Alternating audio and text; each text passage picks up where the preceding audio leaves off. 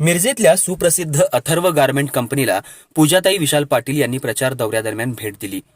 यावेळी अथर्व गारमेंटचे संस्थापक उद्योगपती CR सांगलीकर साहेब यांची प्रमुख उपस्थिती होती।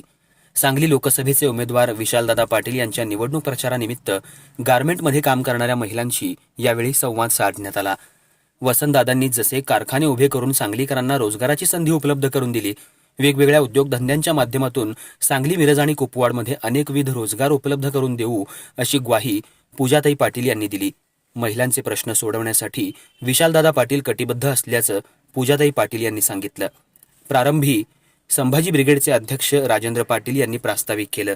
या भेटीदरम्यान युवा नेते धनराज सातपुते, आशाताई पाटील, अथर्व मल्टीस्टेट निधी बँकेच्या अध्यक्षा तृप्ती घोलप आदीसह महिला मोठ्या संख्येनं उपस्थित होत्या।